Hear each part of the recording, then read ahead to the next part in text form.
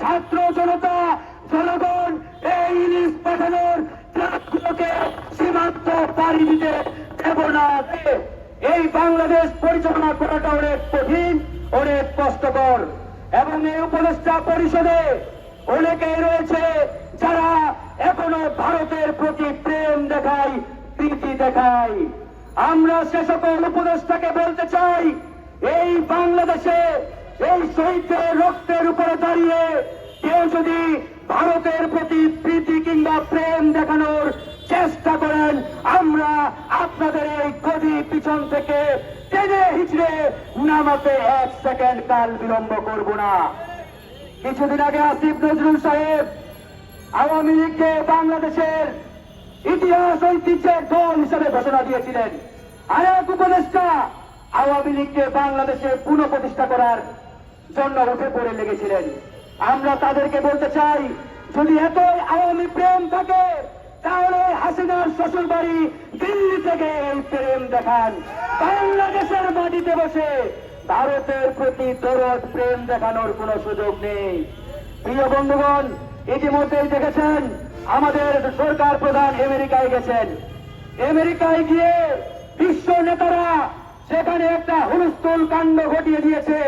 কে কার আগে ডক্টর মোহাম্মদ ইউনূসকে শুভেচ্ছা জানাবে, হাত মিলাবে, কদমমুচি করবে, সেটা নিয়ে একটা হুলস্থুল কাণ্ড। এই কাণ্ড থেকে আমাদের পাশের দেশের প্রধানমন্ত্রী নরেন্দ্র মোদী বড় ধরনের একটা বেকায়দায় পড়েছেন, চিপাই পড়েছেন। কারণ হাসিনা মোদীকে বলেছিল ইউনূস সাহেবের সাথে বৈঠক করবেন না, আর এই মোদী হাসিনার কথা শুই না ইউনূস সাহেবের সাথে বৈঠক বাতিল করেছেন। এখন মোদী চেষ্টা করছেন ইউনূস সাহেব যদি একটা স্লট দেয় তাহলে একটা বৈঠক করার জন্য চেষ্টা করবে।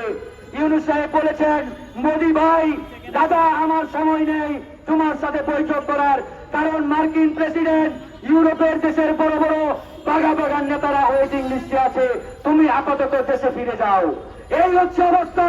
কিন্তু বন্ধুগণ, ইউনূস সাহেবকে মনে রাখতে হবে তার পাশে যে সকল উপদেষ্টা রয়েছে এরা শতভাগ আনফিট, এরা অজ্ঞ, এরা বাংলাদেশ পরিচালনায় টোটালি ব্যর্থতার পরিচয় দিয়েছে।